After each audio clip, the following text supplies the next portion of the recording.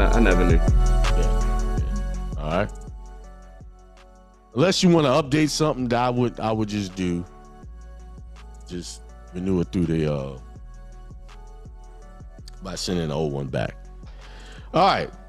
Now you got to change that legal status. You got to do a name correction, i.e., you see I got my name in all caps to Akeem Barber. File a name because anything in all caps is considered a corporation or entity that they can do business with. You don't want to be seen like that. So what you do is file a name change petition in your county or a county that is easy to get this done. So it's not ideal all the time to go to your county because you might have jerks over there who give you problems. Recording started. People have been successful going into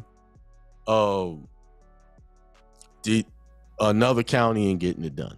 All right. And I'll show you what that looks like in a minute. You create a trust. You create a grantor trust.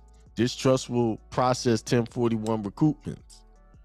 Will process the 1041 recruitments process. I could have wrote that a little differently. So the grantor trust is the trust that's going to be doing the 1041s to support the 1099s that you send into the IRS. Okay? So, and these are the trusts you're going to have. You're going to have a family trust. The grantor trust is the first one. The family trust. This trust will conduct all commerce. This is the trust that you're going to be putting your lights in, your bills in, all of these things so that you can turn around a 1099. Now, a lot of people in the first year, you have been transacting as the social through all of your affairs. So in that first year, it's a little more complicated to get it done, but it can be done because you got to show the relationship between the social and the trust, and you got to do some things to get that done. When Al gets on, that's his expertise. He's the man. Al is the certified CPA. He's the one who does all of these things. He handles all of those. If you were to go through the process that I teach or we teach, he's the one who's going to get it done for you so that you can get your bills paid. All right. You're gonna have to process your own 1099s. And we show you that at the beginning of the year because that's when you're supposed to process 1099s. You're not supposed to be doing 1099s all year round. It is only that first 45 days of the year. And some of those have to be within the first 30 days of the year. Okay? So trust, grantor trust. That's to do the 1041. I tell you what, if you don't believe you're special, just trust what I just said. You are special. You are the divine manifestation of God himself. That's why I keep saying you only have one job. One job. And it's not working at someone's job. It's not filling out applications to become employed by someone else. That's not your one job. It's not, I got to do all these things so I can take care of myself. That's not the one job. It's not it. See, before I tell you what your one job is, I have to show you how you got here. Because through religion, through education, through social programming, social manipulation, media manipulation, and deception, you were made to believe that you have to do certain things in order to be successful. When you got here, you was already successful. You already had it all. Think about it, right? In the Bible, they had what you call the prodigal son, right? He had it all, right? And then one day he decided, I'm getting out of here. I'm gonna go hang out. Pops, give me my bread and let me go do my thing. You do your thing, I'm gonna go do my thing. So he disconnected from the source of having it all and went somewhere else where the funds he had was limited. First of all, he didn't have the mindset to even hold on to it. He blew it. He did all kinds of things, right? I won't go into all of the gory details. Then he woke up one day. He came to himself. He woke up one day and said, wait a minute. I can go back to the source where there is all, everything's there, but I'm gonna go this time as a servant because I know I don't deserve to come in as the son because I was disrespectful. I did not appreciate what my father had set up for me. So he went back to the father and said, oh, Papa, I want to be back here and I'll come as a servant. Just let me come back. And Pop said, what? Are you kidding me? I'm going to allow my son to live like a servant? See, my love and my provisions don't run out. And because they don't run out, you can always come back. As long as you realize that this is the source of everything for your existence. This is everything for you. And it doesn't run out. See, what the social structures have done is made you think of lack instead of abundance. Made you think that you have to have this. You got to measure up. Take these tests. Think about it. 12 years of taking tests have taught you only one thing: how to be afraid to fail, how to be afraid to not measure up. So you're so concentrating on what you don't want, which is the failure, which actually is what gave you the fail, because you just was thinking about what you don't want. This goes back to you only have one job. Whenever you think. All right, let me do a mic check first. All right, can you hear me clearly? I hear you. Where's my volume settings? Okay. Oh, my camera's acting up. There you go. I don't know what's going on with my camera, why it does that. All right, welcome to another episode of Unbound Soul with myself, Hakeem, and Raquel. So Raquel prepared a show for us to talk about trust. And if you want to join the conversation, you could call in at 717-734-6904, and the show ID is 719-3581. It's right there at the bottom of the screen. So Raquel, what you been up to this week? I know you've been busy. I've been busy. Um, so tell me about it. What I've been most preoccupied with is preparing for um, the motion or to dismiss the motion from Oh opposing counsel in my ongoing court case. yeah. So, yeah. Let's talk about that for a second or two hmm or more. Now that you are in the thick of it, working on your own case, compared to where you were, just have you ever worked on a case before this, like into this level at all? Nope. So, how do you feel now from the time you started to this point about working on a case and for yourself as you represent what they say was yourself or yourself, whatever they how they put that? How do you feel about that? Well, initially I was frightened when I didn't know what was going to happen. I was scared I was going to be thrown in prison for nothing. Um, I was really, really frightened. And not to say that I'm not still frightened because it could happen again, um, but I feel stronger in my standing. And now when I look at what the attorney, their opposing counsel, sends me, I rather than like be in fear, and sometimes it does happen, like where I'm in a bit of a shock. But then I A bit normal. remember, It's normal. yeah, but then I remember that I have my constitutionally protected rights. I am a child of the Most High. You're in the right. And Yeah. they're just, this is a trial and a tribulation. You can't ask our Creator for strength if we're not going to be tested. Right. So, I get past the fear and I say, you know what? This is just to make me stronger. I'm getting stronger with this. I'm getting wiser with this. And this is something that is not only going to help me, but the knowledge that I gain from it, I'm going to help others. Right. And that just kind of, it puts me in a state more of gratitude. And I feel that I'm able to read things more carefully, understand them better, and respond um, with a lot of power. Right. Now, I remember when you started. Um, well, you started with some other people. They were helping you before you came to me. Um, but from the time I met you, I think that was probably November of last year. Was that? Am I correct? October. October of last year. To this point, I could tell you have a lot more overstanding. Like you really, it's becoming clearer to you where you need to be and what direction you need to take them in order to win this case. And one of the things I always reinforce, that Constitution is the thing that you need to be using, because in there is what they took an oath to. They didn't take an oath to all of that other stuff that people like to use, case law and all of that. The Constitution is very clear cut. It's straight to the point, and they violated that. They went against their own oath that they took, which they clearly didn't understand what the oath that they were taking. They were just doing it so they can get a paycheck. Yeah, I got a job. Yay, I'm employed. And I'm gonna get all these benefits. That's all they're thinking about. The benefits they're gonna get.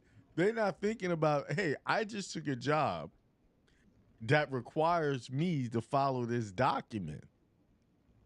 But yet the rules that I work for are under are breaking all of those rules. Mhm.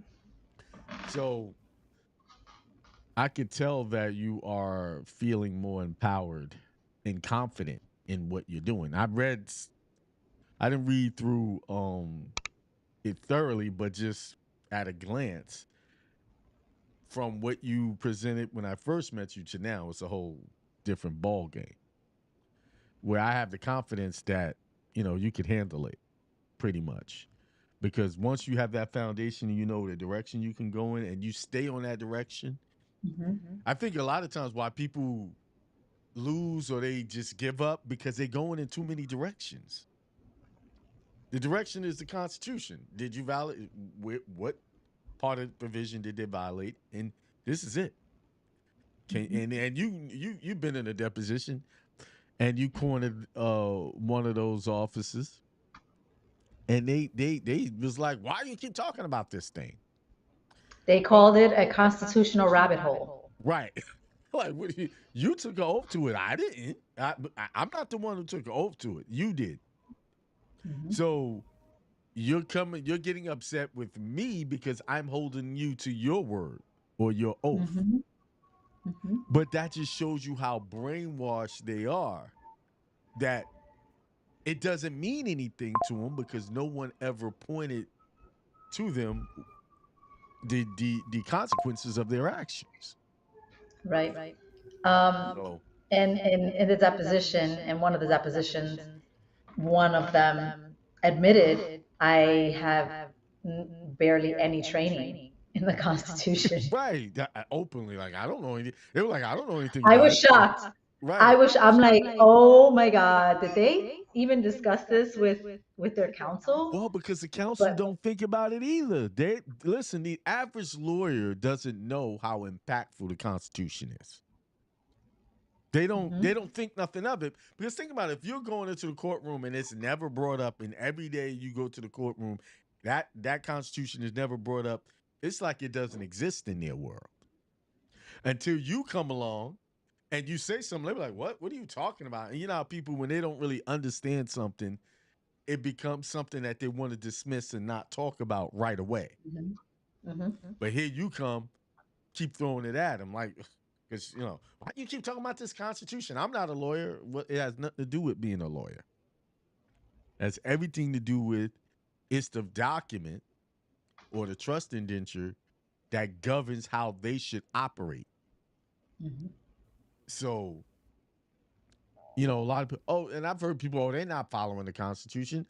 You're correct if not following the Constitution. The reason why, because you're not holding them to Mhm. Yeah, it. I tell a lot of people that they're just like, oh, the Constitution doesn't mean anything anymore. I said, only it doesn't mean anything because you don't know it You and you don't know how to exercise your God-given rights. you don't know how to enforce it. Hmm. You don't know. See, you showed me a video of a guy that I know and I've dealt with before, and one thing I agree with what he said is you have to be ready to take it all the way to the top, to the right place. You got to be ready. Got to start at these lower and keep going. You got to be ready for that. And if you're not ready for that, don't even step in foot into a courtroom. And most people are not ready. to go that far. And simply not because they don't have the power to put in the work and do it. They're just too lazy to do it. It's Right. too much Right. trouble. It is. It's a lot of work. I've had plenty of sleepless nights. Um, but again, if you want to get stronger, you have to be prepared for these trials and tribulations. So, in the settlement conference that we had, the magistrate that was there was like, if you don't settle this, at some point, you're gonna have to appear in front of the judge and a Intimidation. court.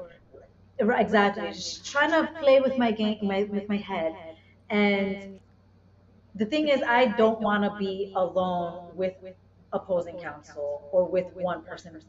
If I'm in a trial, I'm not alone.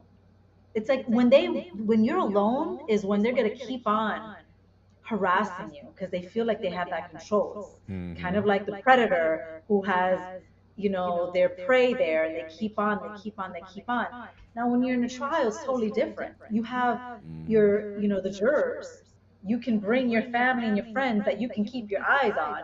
But when they want to depose you by yourself, it's totally different, and they want to, they want to mess you up. Yeah, they're Um, gonna throw all kind of curveballs at you, mhm, mhm. and So and you got to remind yourself you have the power here. You have the Constitution that's on your side.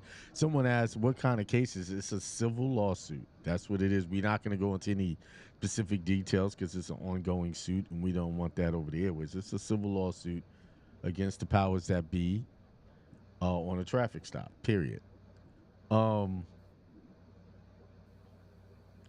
So one thing you said also that I wanted to piggyback on what you said about they always throw at you, oh, you're gonna have to go to trial, you're not a lawyer, so you're not ready for that, cross-examining witnesses. Listen, you're not going to a trial with this. I can tell you. They almost they never, don't you want do to. it if you do it the right way, they almost never get that in front of a jury, you know. So they try to intimidate you with the process and procedures of going to trial, and it is a lot of things you still got to learn, and you got to rehearse, you got to practice. Right. So, um, Yeah, another thing that they opposing counsel threatened with, if we're found not to be, I guess, to blame for what happened, that I would be accountable for all of their legal costs. oh, that's And I'm another just like, thing. okay, so yeah, so it's like, all right, so then I don't have my right to due process. Mm-mm. You can, And you can. I'm glad you brought that up. You can refuse legal costs simply by saying, "I never contracted you with you. You have a contract with the people that hired you. I'm not paying anything." The reason why people get caught with legal costs because they don't rebut that in their answers. You have to simply rebut that back to them. No, I'm not paying anything because the judge can't just force you to pay anything. But he'll make you pay it if you don't respond to that. If it's part of a complaint. If you don't rebut that and say no, I'm not paying because I didn't hire you. That's like right, to it's make them a pay for their tacit legal agreement. fees. It's like, oh, you're forcing me to be a slave. I didn't hire these people to the other people. That it's the course of doing business when you get sued. So you have to rebut that. A lot of people forget that they, in that part and end up if they lose paying it. Right. So It's important to read every right, document, and right. anything where they say you're going to be liable for this, that, I'm and not. the third, you have to respond to You it. have to respond to that. Um, To say I'm not right. paying this He because hasn't said simply anything else. I have Yeah, no opposing counsel contract has with not them. said it. Period. I have Exactly. no contract with them. So that ends that conversation. Even if you Yeah. lost, then you still wouldn't be responsible. Right. Um, So like because you have a right to air your grievances, it's due right? process. It's Win or part of due lose. process. So you're Yeah. gonna charge me for my due process, Mm-hmm. rights? Mm-hmm. And some constitutions say you have a right to air your grievances without cost. So all of these courts that's charging you to file paperwork into their on a just to get something heard, that's another violation of the Constitution. But you have to find those specific constitutions that say that. Like I know Colorado has. There's a few other very few states have it, but you have to read it. Uh, read that whole Constitution even to get to find that stuff. So so we're gonna talk about trust today, right? Because Mhm. actually the Constitution is part of the trust. It's the rules for how that trust operates, how the country operates under the under the contract of the United States and how they operate in all the states. Those are all contracts, and that's like a trust indenture outlining who's responsible for what.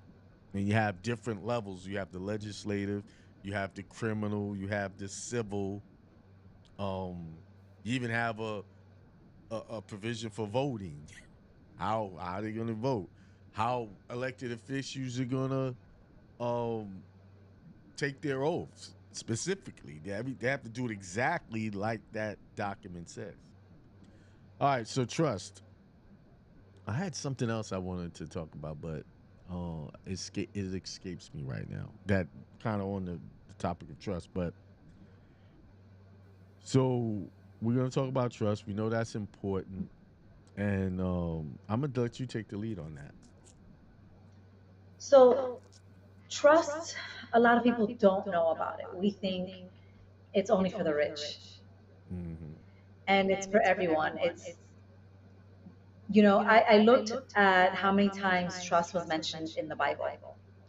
Yeah, And a in lot. the King James Version, yeah, in King James, it's mentioned 134 times.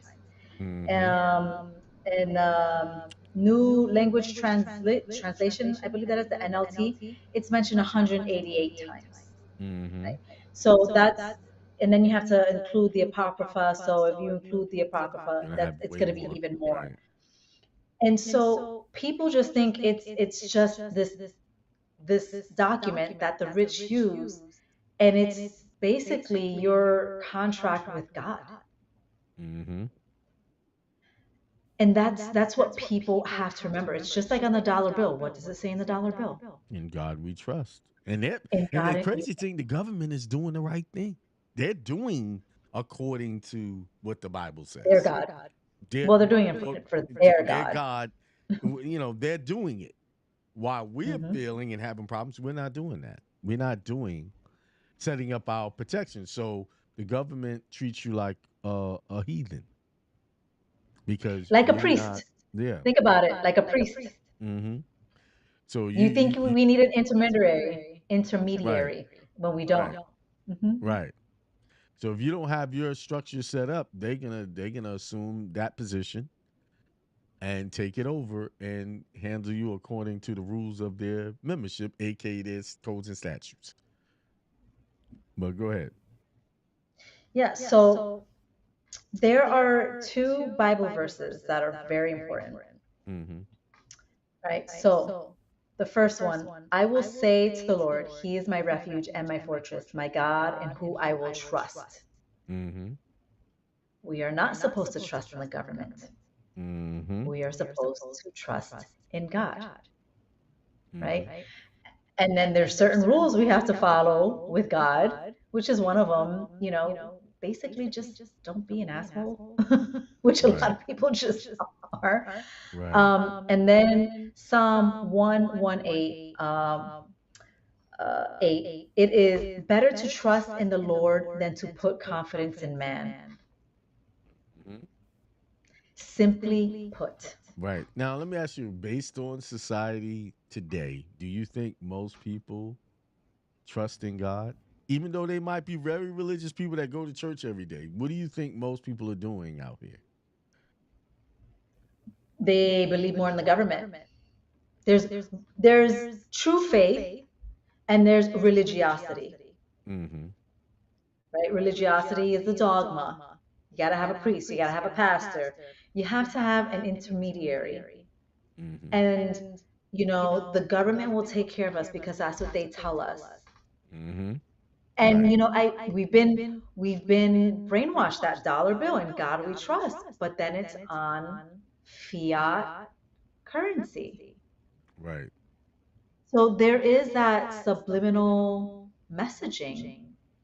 If we don't allow the government to do what they say that they need to be doing, or we don't follow their rules, we're not going to have this fiat money anymore. We're going to be broke. We're not going to be Mm-hmm. able to feed our families. Just a Right. lot of brainwashing there, Mm-hmm. indoctrination, right? So we have to return back to trusting the being that created us, Mm-hmm. being in contract and in covenant with that being, Mm-hmm. not man, Right. because man is fallible, Right. Correct. right?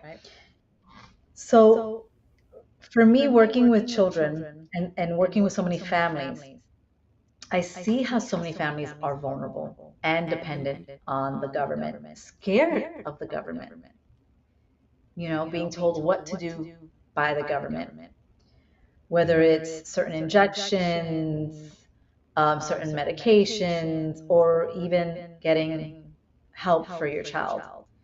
So there was a family that I worked with, this was years ago, and the mom from 15 years old worked like crazy. She saved up her money. She wasn't an investor, she was a saver. And then she had two daughters with special needs. She applied for Social Security disability, Mm-hmm. and they said, "You have too much money." Now, she wasn't savvy. She didn't go to anyone, she didn't ask for help, right? So she's like, I have to be broke before I can get any help for my kids. But then I won't have anything. What do I do? Well, Mm-hmm. she didn't have, again, anyone to discuss this with, didn't really seek it. She just followed that God instead of the God that lives in her. Mm. She spent all her money, and then was able to get Social Right. Security disability benefits. But if she had read the rules, just simply read the rules. Right. And I remember she would say how she was constantly struggling because the Social Security wasn't enough. She couldn't work because if she had Because she any exhausted all her income, funds. they would Right. take it away. Right. Right. Just to get that, So, probably, just to get to that point, you know? mhm, mhm. Yeah. And see, they don't tell you that. They don't tell you that, well, I'll let you because this is your theme. What could she have done differently in order so she wouldn't find herself in that position? She could have put her money in a trust. She Mm. could have been paid through the trust. Mm-hmm. What She type of could have done trust? contract work. The best is a religious trust, an Mm. No, ecclesiastical but what trust. form? You have different. You have the Oh, religious trust, but you also right. have two types of trust that you have to put it in for it to not look like you have any assets when you go to apply for Irrevocable. right. And Mhm, and we know the reason why that is because of irrevocable, it's its own person. Meaning once mhm. the grantor relinquishes ownership of any property, bank accounts, whatever it is, they no longer own it and can't even go back and get it. Now, a lot of people, when it comes to irrevocable trust, especially lawyers, intimidate people about irrevocable trust. I believe they do that because the system don't want them Mhm. helping people with irrevocable trust because it has a lot of power. Um,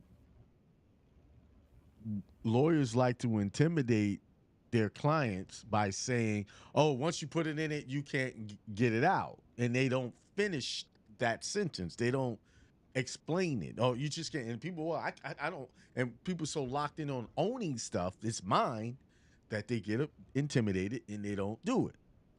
Mhm. But nothing to say you could be the grantor and become the trustee of that trust. Mhm. And the trustee is basically like an owner because it does everything for the trust and controls the bank accounts, the money, the finances. If the provisions in that trust say the trustee can buy and take title property, which you would do it because you're gonna be the grantor of this trust and you're gonna be trustee. Um, you can pretty much do anything just like as if it was in your name. You do Exactly. everything without Mhm. and you just lose the added title of I'm the owner. I'm just a Mhm. trustee. I control these assets. You know. Yeah. It cracks me up when people just like, this is in my name. Like they're so proud of it. And I'm like, This is worst thing you're a ever. fool. You're Right. a fool. I don't want any bank accounts. I don't want none of that stuff. Pretty much, if I have a bank account, it ain't gonna have hardly anything in it in my name. Mhm. I want bank accounts in entities' name. Let them because one thing why you want bank accounts in entities' name and you just throw money into this account, no matter how much you spend, when you go to get funding for anything, all they look at is what's going in that account. What is the monthly revenue of that account? That's it. And as long as it doesn't go into negative status, you are good. I don't care if you put $50,000 in that account and take it all out. They don't care about that. Long as it doesn't go $1 negative, you'll get funding. A lot of people don't know that's the power of having bank accounts in entity names, not in your name. You they if you put it in your personal account, you know what they're looking at? Well, where's your income? Where's that money? You know, they want to know where it came from. You get all these questions. But when it's a business, all they want to see is revenue in, revenue out, no negatives. You see, long as you have the revenue that Mhm.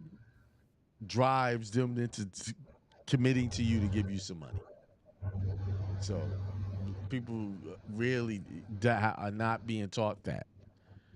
So Well, it's deliberate. yeah. And then families keep on struggling, Mm-hmm. and they, these attorneys, they do go to attorneys because they think these attorneys are gurus, I and the attorneys are the ones that are steering them in the wrong direction. That's crazy because I was helped. Someone showed me um some documents a lawyer drew up, and it was a will. What do they call it? A prenup, a basic prenup, and some end of life re- will, like if this is what I want you to do with something, I'm unconscious, whatever. Right? Wasn't even a trust. None of it was a trust. So when I saw it, I said, well, there's really no protections because you're taking all the property and just giving it to the children, which is going to create capital gains for them. And I suggested, why don't you just have all the stuff go into the trust and just let them control it through cut beneficiaries or trustees. So she went back. I said, go to the lawyer and tell him that. He wanted $12,000 to do all of that. 12 just for Why? the trust, yes. 12 grand. And it wasn't even an irrevocable trust. So I just said, okay, pay him for what you already, because she had to pay him because he already drew up those documents. I said, pay him for all of that, and I will convert everything into what you need it to be for a fee, of course. But 12 grand, that's what it's crazy. $12,000 for a Yeah, a few lot of these pages. attorneys. Yes, Yeah, for a yeah, few and pages. people think that when you're charged so much and it's coming from an attorney, it's got to be good. It's got to be good. This thing was it was shocking, and she was paying like 4 grand for that. I said, this was shocking. This has no real protection for her. Nothing. This is you still basically own all of this stuff. And if someone comes and try to get it, yeah, you got a prenup and you about to get married and you don't want this guy to get hold of your stuff, he can still sue. Just because how many people you know? These are people with money, real like with um who have prenups and they still get sued. It doesn't stop you. It doesn't stop a person from challenging just because you have it. Have that. But if I don't have nothing for them to come after, if I take everything and throw it in an irrevocable trust, sue me. I don't have nothing. Right. They can't come sue in the trust because that's not who they married. So, like all of remember? 'Cause I think Tyrese was going through that with his ex, and he had a prenup, I believe, and she was still suing, and I think she even won some things through that. Um, so because it was, why was she able to do that? Because all that stuff was still in his name, all of it. But they don't teach Mhm. these celebrities that, man. Like, if I'm making that Well, kind of they don't money, teach specific right, specific celebrities that. right. Let's be The one mindful. I think the ones that run the industry know these things. The ones that's 100%. behind the scene, they know these things. Yeah, because they don't want So to be sued. right. When I'm making that kind of But money, hey, no, everything goes into this bank account. Everything. 100%. Nothing isn't I belongs to me. So, but go right. ahead. So yeah, and then another scenario that I learned about a few months ago. Um, this man I had met, he told me about his brother, who's an adult, nonverbal on the spectrum. Mm-hmm. Supposedly had contracted the vid, and again, nonverbal, probably what's considered level 3 complexity in autism. Mm-hmm. And the facility he was in said that he had signed over his bank account to them. Yet And but he was the a family nonverbal. is How did he do that? exactly. I exactly. The parents before they passed away left $70,000 in his bank account. Mm. They robbed him of it. They robbed him. And the siblings, because the siblings weren't really knowledgeable on these things, they didn't know how to fight. And I'd say, you can fight this because it doesn't make any sense. He was not cognitively capable of relinquishing this money. And he just kind of threw his hands in the air, and this is what happens to people all over, I was assumed. everywhere, especially when you're not raised with this type of knowledge. You don't have trust in yourself. Trust is fundamental. Trust is not just an entity, it is what you have in yourself. It is what you have your connection with, the creator. Do you trust your creator? Do you trust you? Because your creator's in you. Do you trust yourself? And it boils down to people not trusting themselves. So Right. then they just relinquish their power to someone, to some entity, usually the government, that doesn't have their best interest. Mm-hmm.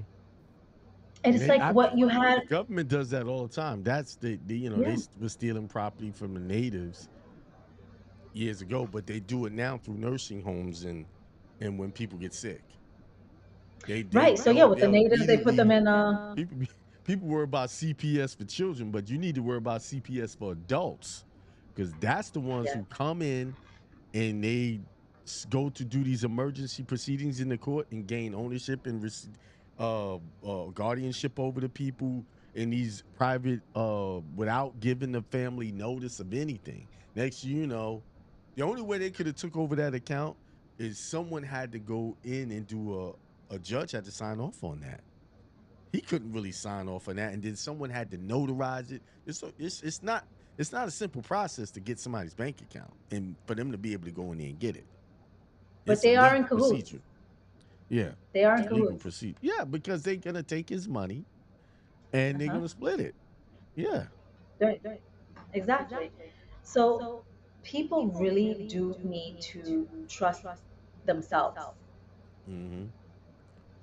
and function out of a trust rather than in their name. That has too much pride. Mm-hmm. It's in my name. It's in my name. Well, pride is a low vibe, just so you're aware. Yeah, It takes they you cost you a away lot of from your money. connection with God, Right, right. And it's like what you had at the beginning of the show, the snippet about the prodigal son, Mm-hmm. right? When you don't trust God, when you don't trust yourself, you're straying away from from the Almighty, Mm, and then you lose potentially everything. right, Why would you right, want to do that? Why would you want to deprive yourself of your abundance, of your birthright? right. And then it Well, affects for because generations. It becomes a people are curse. ignorant. Yeah, they just don't. They don't know. And then, what's the sad people? It's one thing not to know. The other thing is they don't want to know. They don't want to invest the extra time in learning and becoming competent in handling their own affairs. This is why the Hmm. government is there for the people that are infants. The infants doesn't in law doesn't mean by age. It's infant that you are not competent in taking care of your own affairs. This is why people hire lawyers Hmm. because you're Hmm. considered deaf, dumb, and blind. You're not competent. So you need this guy to speak for you. Right. So And yeah, they love that. They yeah, love that when of you course, it keeps the relinquish system your going. power. Yeah. Like I was, family court is the biggest place where the states make a lot of money. That's why it has its own separate bank, meaning the court is like a bank because it's what is it doing? It's collecting money, it's creating cases. So in the family court, you're dealing with child support petitions, um, child support orders. You're dealing with alimony. You're dealing with visitation, and all of that is handled in that courtroom. And they're making billions of dollars a day on people's misery and people's having Ignorance. disagreements with each other. Hmm. And some people, why does this stuff drag on? Because the longer it drags on, they keep getting paid. They get paid for that. That's They're not what doing it because they attorneys care do, about you, right? huh? That's what the attorneys do. Right. They get the attorneys, and then they hire attorneys just to steer you in a direction to keep you a slave to the system. Yeah. Yeah, They and keep I on know. filing motions and this and Yeah, that. Just, yeah. oh, I can charge more now. And when you look at the motions that they're filing, you could do that stuff yourself. Yeah. Just learn. Especially now Just with ChatGPT, it makes things so much easier. yeah. Now you you can, know, and plus once it learns your style, it'll automatically put in, what you need. Just got to double check it. Just make sure you double check it, always. you know. But yeah, you can. I'm starting to see that you're gonna start to see a lot of people foregoing lawyers because they simply can't afford it, and lawyers have screwed people so many times that they don't trust them. Lawyers are not a I don't trusted know. group Yeah, of I don't people. know how most people trust them anyway. I mean, it's in the Bible. Right? Jesus It didn't even actually trust them. says, yeah, it's clearly Christ spoke against them. So anyway, Right? They harbor information. hmm yes, they keep people in the dark and about simple stuff. Like even if I was a lawyer, I would still just explain everything to people Mhm. because most people still don't want to do it themselves. Right. Like when I do trust, people can learn and do their own trust, right? But why do they come to me? Because they don't want to do it and take the time to do it. So I appreciate them coming to me, but they feel more confident allowing someone else to do it.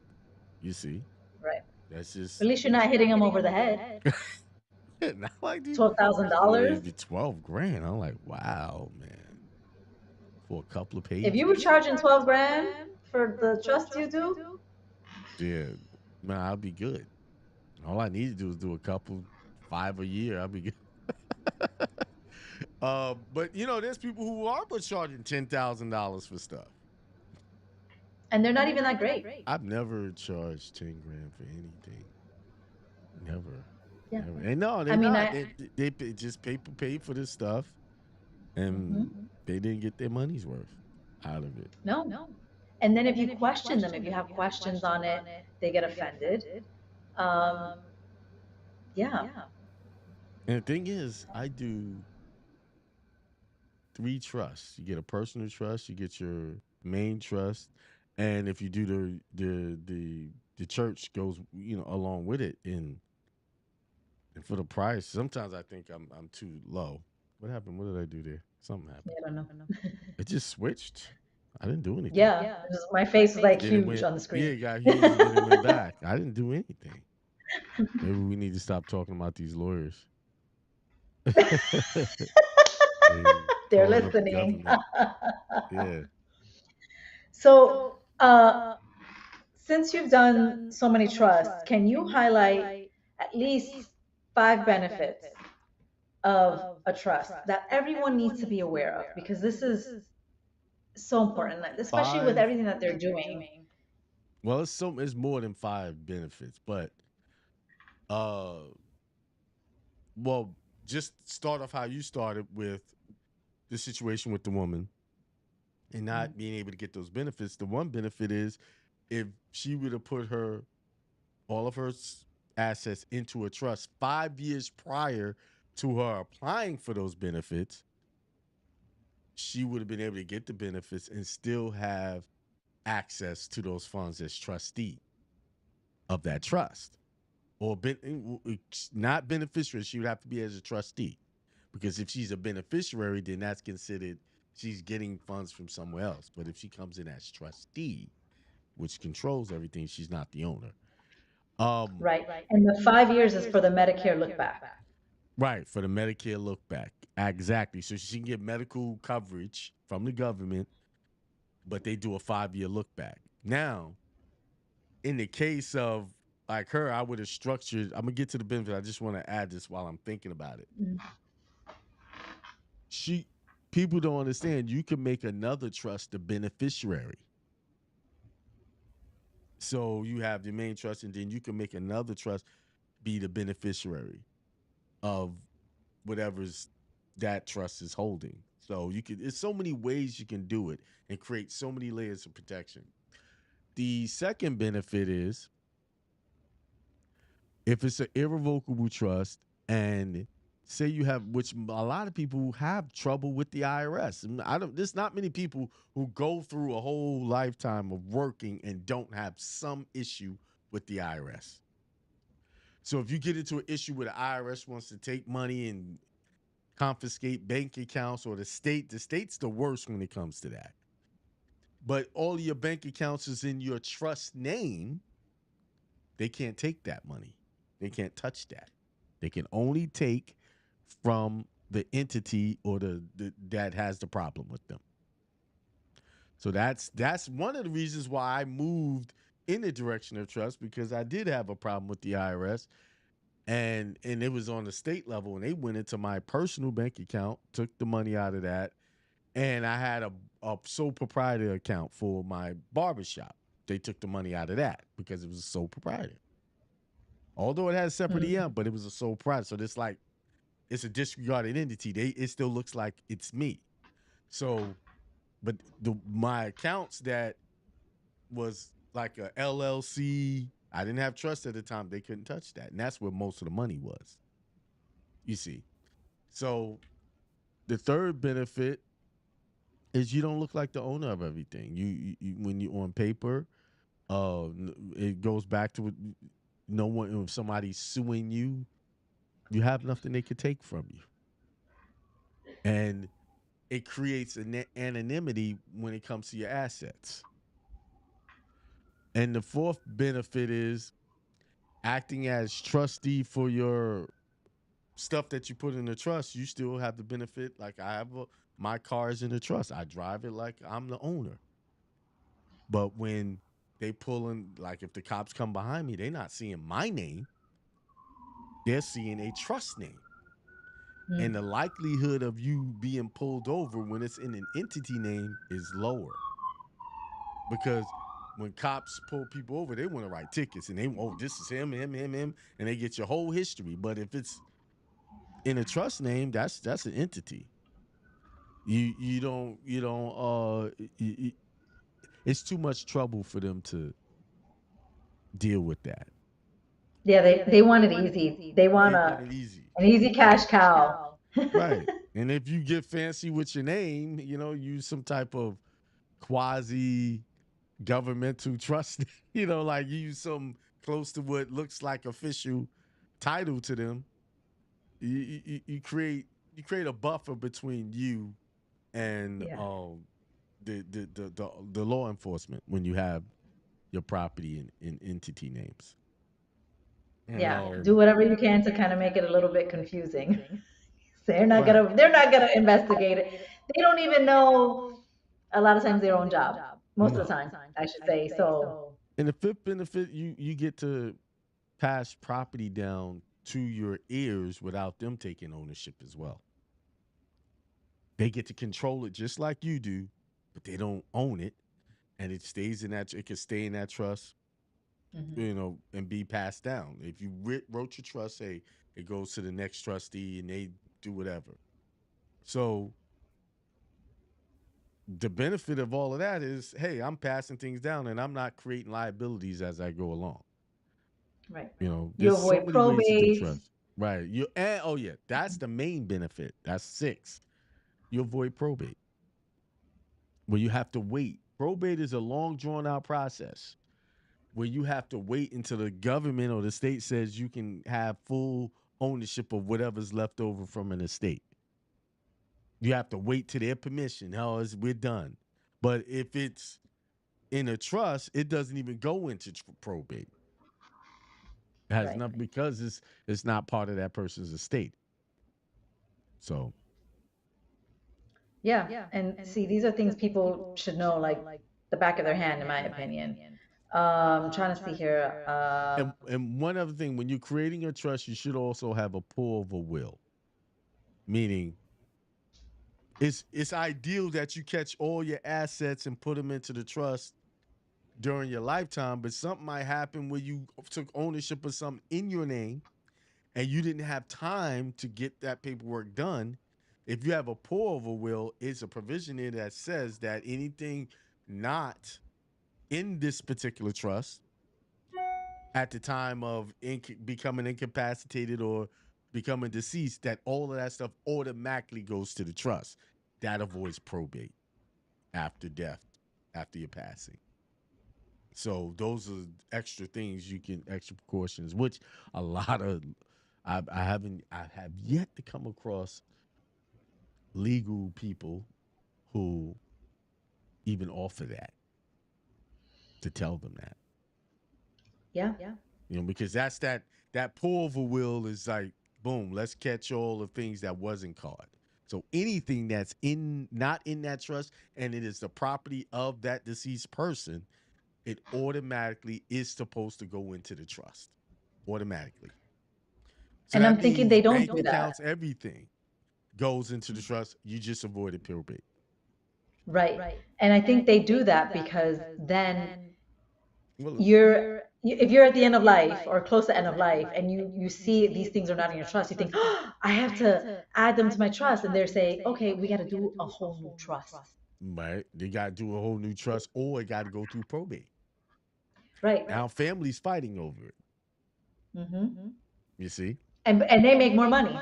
The lawyers make more Yes. money. Oh, they love it when families fight. They'll let the family fight until all of the assets is exhausted.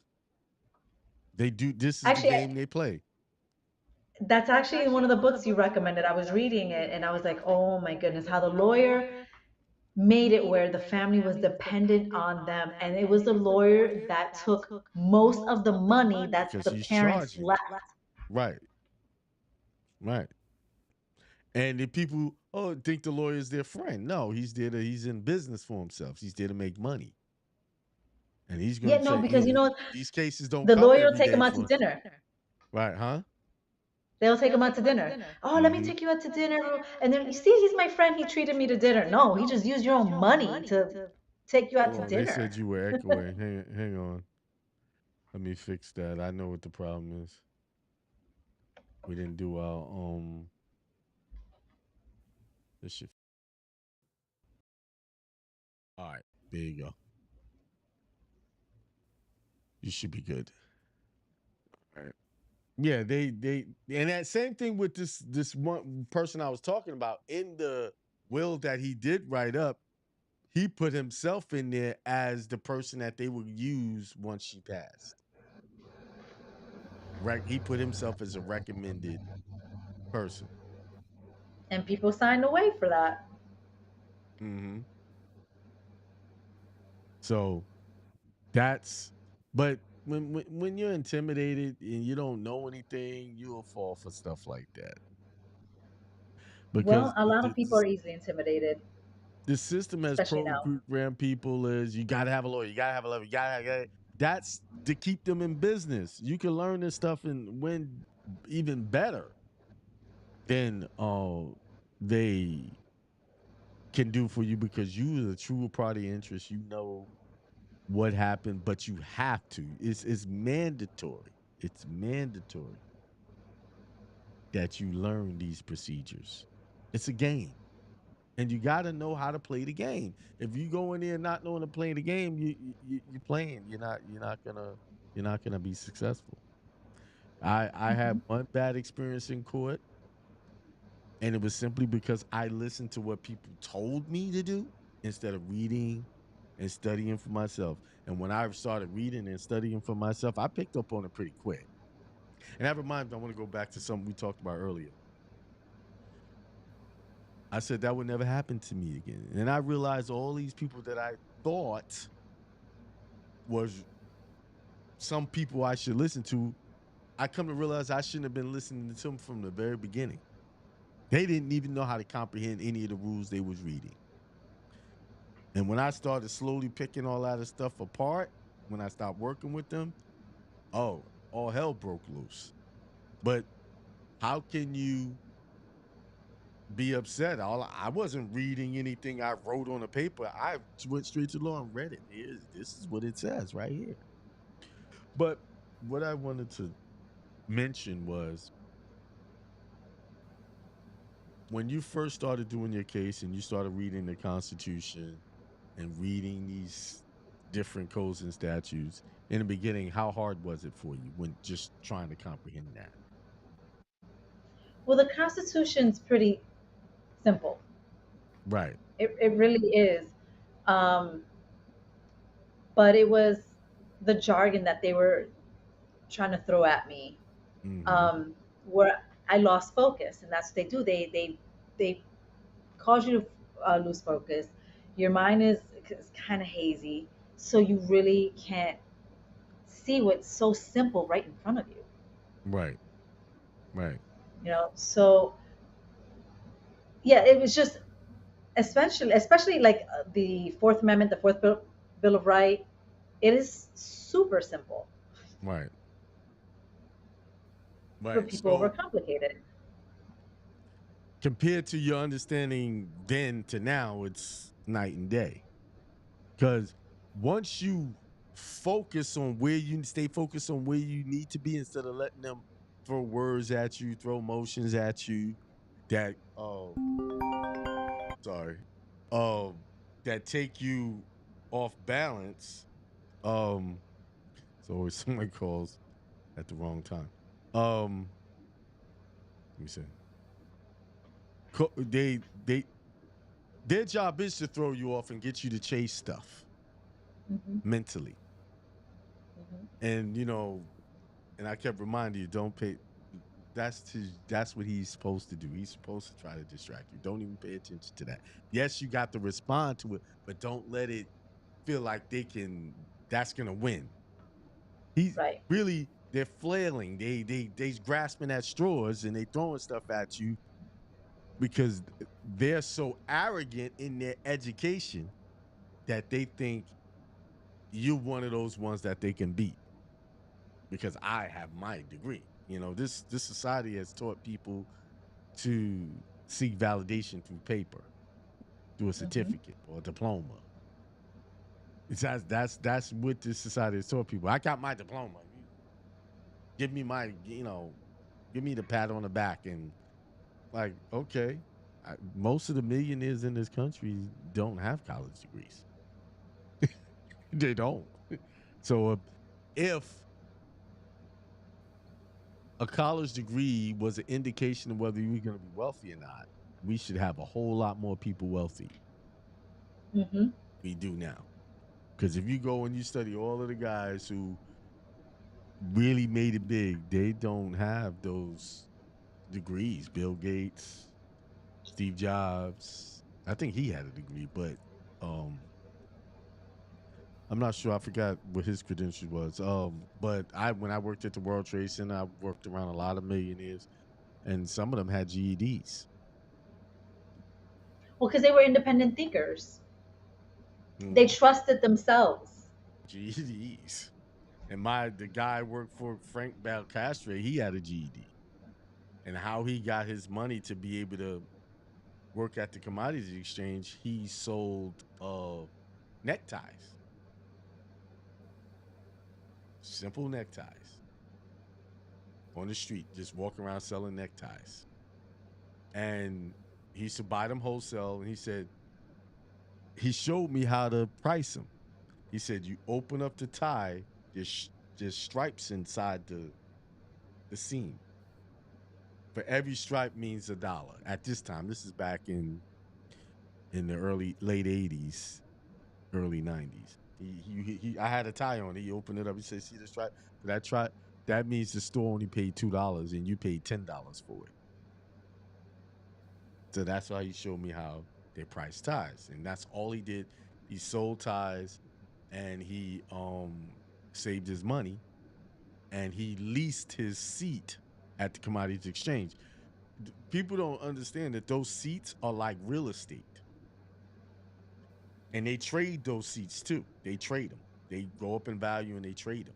So if someone about want to buy a seat, it's only a limited number of seats on the stock exchange. Same thing with the commodities exchange. It's a finite. And most of the old guys own them and they pass those things down through trust, Mm. by the way. Wow. Through trust. They pass those things down to their family. And some of the family don't want to be in the stock market. So what do? They lease out the seat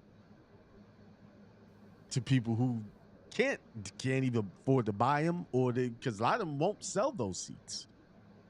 So he leased his seat. He was paying $3,500 a month to lease his seat to be on the exchange to trade commodities. You see, now to be a commodities broker, you didn't there's no school you can go to for that. You have to take a Series series 7? Is it no. Series 7? No? Series 7 is stock. I Oh. think that the commodities is series 3. Hmm. Series 7 is series 3. Maybe I got them backwards. But one is for commodities, one is um for the stock exchange. Which most people, like when you call people at the brokerage houses and they're talking to you about stocks, those brokers are have broker's license. They had to take those tests. Actually, the person who just called me is a series 7 broker who just called me actually. Um and so all of that's done through trust. And some of those brokers have 3, 4, 5 seats that they own. There was some elite brokers down there that had multiple seats and they were leasing out seats because they bought the seats when the stock market was first created. They bought them up and they keep them. And at that time, a seat was trading for about 250, $260,000, and this is in the late 80s. So imagine what they're worth now. This is a commodities exchange seat. Wow. It's exclusive club, meaning they got a certain amount of seats, and no more is being created, which creates you know the prices to go up because they're just not creating seats to be there. Right. And so a broker in a broker's house that on the phone get soliciting people to do brokerage is different from a broker on the trading floor. So you have brokers on the trading floor that actually do the trades. That's where I worked. I worked where trades were initiated. And you have the brokers who call into the trading floor who I talk to, and they would translate trades to me, and I would translate it to the broker in the ring, and he would trade right there. So I was like right at the source of everything. And all of those guys were operating in trust. All of they and I didn't even know it at the time until I got older. And I was like, wait a minute. And I started talking about just all of they were doing all of those trusts there on the trading floor. Everything. So this whole country is one big trust. Everything's a trust. Even if you have an LLC, you have a corporation, those are forms of trust. Mm. All of those are they just don't say trust, but that's a trust because it It's a has revocable trust. right. It has an operating agreement, right? So that's basically how to run the company. And it has rules on who they're going to do banking with and all of this stuff. That's all trust. That's all forms of trust. That's why they have what you call antitrust laws. Like you break those laws, you go into jail. So everything's a trust. So what I was gonna say, I lost my thought. It had something to do with trust, but I'll get it back. But everything's your trust. You're dealing with trust. Even the social security number that they gave you is a trust account. Hmm. And they call it account. If you go to the Social Security Administration website, they don't call it a social security number. They call it a social security account number, SSAN. Hmm. That's what they call it, account number. So where's this account? How come I ain't never seen the account? What's in this account? They Hmm. try to get What they bank trick is you. it in? You know why? You know why they started sending out statements for your social security? Because you know how they send the statements out saying what you have in it, what you contributed. They did that because people started to figure out that there was some actual money in these accounts. So now they send you these statements to think that's what you really have in these accounts. When it's really that's your GDP. That's your gross domestic product. Every time a child is born, they create a birth certificate. You just created more a bond. You just created more um what do you call it's the word I'm looking for. You just created an entity that the United States can use as leverage to get more loans from other countries. Mm. Everybody is worth dollars. So every child, that's why they want you to get the birth certificate. Put it on bond paper. Here's the bond. Here's a bond that guarantees you're going to get repaid. United States is never going to repay their debt because it's not designed that way. Everything's creating on just creating more debt, building up. Everybody looking at the debt ceiling. It's going up. We're gonna no. It's got to keep going up. For this system to work, debt has to keep being created. This is why you can create an S corp or a C corp, one of the C corp, and go and just borrow money against it. If it's seasoned enough and you got a good guarantee, they'll just give you $500,000 out the gate without proving anything. As long as you have a good guarantor and the company has some history, because corporations have stocks and they'll give money, boom, boom, boom.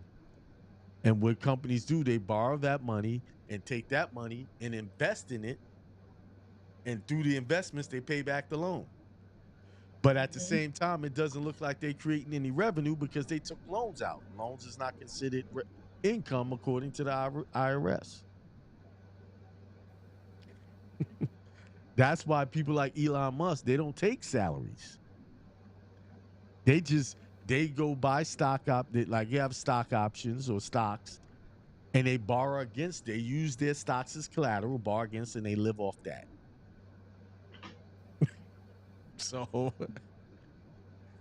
yeah, We they got to live start doing the same thing. right. They don't live off. I'm getting. Oh, my company is paying me, $1 million a year. They don't, because then he had to pay taxes off that 30% of that, right? But no, I'm not taking a salary. But what I'll do is I'll go to the bank with these stocks, use these stock options as collateral, put that in, and use that to pay my bills, and keep doing that over and over again, over and over. And then you pay the loan back, and the Get a interest bigger loan. and the interest is tax deductible. Hmm. So that's why they Then you get never a have. That's why the rich will never pay hardly any taxes, because the rules. And this is Trump had said this. He said, if you want me to pay more taxes, change the rules. Simple. Change the rules. you, I'm not sure if you're familiar with the mayoral Mhm. race here in New York. No, I haven't been paying attention. All right, so many people just the divide and conquer strategy, how they Mm-hmm. fall for it so easily. Um, so the person who seems to be the most popular right now is Mom Donnie, Mm-hmm. and he said he wanted to raise the taxes for people who are in more affluent neighborhoods, and that happen to be the white neighborhoods. Mm-hmm. Everyone's in an uproar. Oh, he's a racist. He's a racist because he said he wants to raise taxes on white people. And I'm just like, well, when you look at who's more affluent, look at the complexion of most of the people. But Mm-hmm. these are also the same people who do what Elon Musk does Mm-hmm. or operate out of a trust. So for me, I'm just like, he's just trying to bait a lot of people. And again, I'm not voting. I don't trust any of them anyway. But using those sound bites like I'm gonna go ahead and tax the rich. Well, the rich are the ones who know how to hide their money. So where are you gonna get the money from? What are you talking about? Mm-hmm. And that's what I keep on telling people. Oh, he's saying that, but really it's just a soundbite because they know what to do with their money. Mm-hmm. Everything is, oh, I'm gonna do this, I'm gonna do that. And it's like, oh, we're gonna attack the people who have the money. Well, the people who have the money know how to play chess. Right. And Right. people like that aren't like that, that are less affluent, are too busy playing checkers and not really seeing, 3, 4 steps ahead. They're just seeing Right. that one step ahead. Right. Right. Yeah. They. Whenever you see something in the media, just best believe it's not the real thing that's happening. It's not. It's just the thing they want you to pay attention to. There's something else going on that Hmm. they don't want you to have be paying attention to. One thing I want to Right. address, somebody put in the I love it when people put their what they think they know. It says they're traded at 55 Water Street. And here's my question, prove it. Prove that to me. Tell me, show me for sure that it is traded there. Because the birth certificate is a bond. But is it really being traded? What type of a bond it is? Because there's different types of bond. For instance, for me to be a freight broker, I have to have a $75,000 bond, right? So I got to go to an insurance company to get the bond, right? And they insure me for this $75,000 bond. What does that bond do?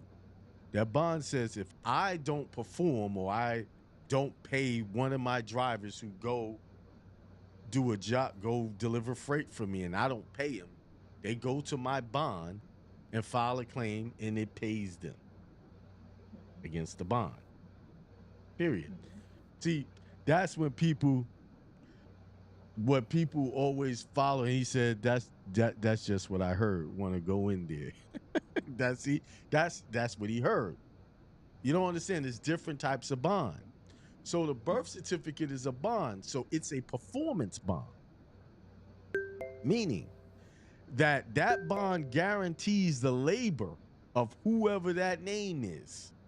And if they don't perform, we go to the insurance company and you pay us. There's an underwriter there that says if this particular bond doesn't perform, or whoever's the who we got this bond for doesn't perform, you can file a claim against my insurance and we'll pay you. It's a guarantee of payment for non-performance of a contract. That's what it is. So when you look at it on a birth certificate, the United States is what?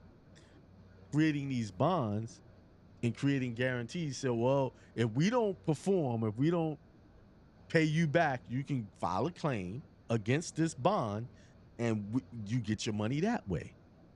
You don't get it from us, you get it from the insurance. That's all it is. It's insurance for all of Mm-hmm. their creditors that they're going to perform.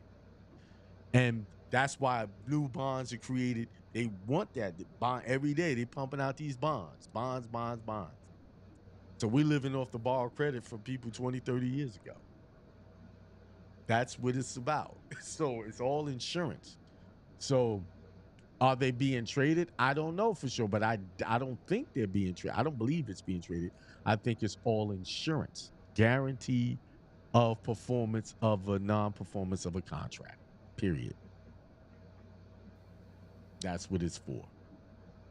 So that's why they almost want to fight you tooth and nail if you get a birth certificate, because soon as that birth certificate is created, it's all automatically that estate is uh funded with so many dollars backed by the United States Treasury, right? But the money we have in commerce is all fiat money, which is backed by, when not really backed by anything, it's controlled by the Federal Reserve Bank, which is not even a Mm. federal entity. No. It's a cartel, you know. IMF. So what happens is, because the Treasury is saying if you get Federal Reserve notes, you must redeem them in lawful money, dollar for dollar, to balance the books. Because Federal Reserve notes is nothing but debt. But Mm-hmm. treasuries is not debt. That's actual money, actual currency. Whereas Federal Reserve notes is just the illusion of currency. It's like monopoly money. It's only good for what you want to trade it for. The only reason why people use it is because the government says you can use it and everybody perceives it as having some form of value. But outside of that, it has no value, zero. So that's why T bills are always being created, Mm. right? And that's one of the things when I was working at the United States. I mean, when I was working at the commodities Stock exchange. exchange, they used to always say, tell Frankie that his T bills are due. You should say T bills. And I was like, what's T bill? Treasury bills. There, they use real currency. He had to Now these good in T bills. are these T bills backed by gold It's and United silver? Like States what are they Treasury. backed? And Okay. well, it depends on what they were trading. He worked in the crude oil ring. So it's back. That was the commodity was crude oil. So one contract represented maybe so many barrels, or I forgot how many. One contract of futures represents so many barrels. So if I bought a contract and I didn't get rid of, if I didn't sell that contract, because for every buy you must have a sell. So if I didn't sell that contract when that future expired, I had to take delivery of all of those barrels of oil. Yes. If I sold, because you can do it either way, you can buy or sell, or or sell and then buy. And if I sold and I didn't buy back and close that loop, that open order, I would have to give delivery of so many barrels of oil. So they had different rings. You had commodities, you had silver, and you had gold, you had platinum, pork bellies. They trade everything. Coffee, sugar, cocoa, orange juice. That's even traded. Cotton. Well, They still doing cotton. What else they had up there? Natural gas. Natural gas was rather new. I remember when they opened that ring up. I was there when they opened it up. When that was a new commodity. And so many other different commodities um that they trade. They trade everything. And all of these things are backed by treasury bills. And if when he had to pay his treasury bills, he had to write it. He should just write a. I never really looked at the check he wrote when he wrote those T bills when he had to pay those T bills. Because that's the lady would always call me, hey, I can't tell Frankie his T bills are due. Now I wish I could go back in time. Now that I know what I know now, yeah. really investigate what they were talking about. But I saw a lot of things that I learned now help me break down, like when the guy was talking about they trade all of that on the thing. I said, that's a bond, and I know what bonds are. Like when I went to work there, I had to be bonded, meaning they would guarantee me not to commit any type of financial fraud. And if I did, that insurance will pay any damages that I cause to anybody. A Hmm. bond is insurance. That's what it is. So if the birth certificate is a bond, then that's an insurance certificate to guarantee performance of non-performance of a contract. That's what it is.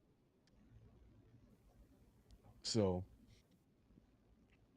but this is probably the first time I broke it down like that. I've been knowing that for years. I let everybody for the years talk about there's a bond that can be traded, and I just listen. I was like, y'all don't even understand because none of y'all have never been bonded or even tried to go get a bond. That's why most people like to buy United States bonds because you're guaranteed to get at least what you put in there back. You see, you're not going to lose with a bond. So, so there you go. All right, it's 9:22. We going in. Did no one actually what happened to my studio? Oh, there it is.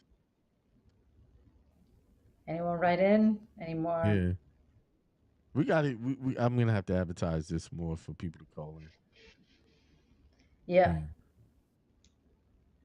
All right, so I'm done. I done talked myself out. Uh, All can you right. hear me? Well, I mean, Yeah. we got We some good? tidbits Anything on else? trust. Now we got some tidbits on trust. We got some tidbits on commodities and Mm-hmm. stuff that we don't typically hear about. Right. Right. No. Yeah, I can talk about that stuff for days. Yeah. I was there when I first started working there when I was around 18, 19. Hot off the Harlem streets of New York. Went there to work. That's a whole nother story. But everybody, thanks for tuning in once again for a great show, great conversation as always. Raquel. Hope one day people are gonna get on and we're gonna have some more people to talk to. We're gonna get it. Um, Oh yeah. so with that being said, I'm out. And you have any last words? Paz y mucho, mucho amor. Okay, that was Spanish, and I'm still learning, so that has to be Peace and much, much love. peace and much. Okay, there you go. All right, peace. All right, have a good All one. right. Good night. Good night.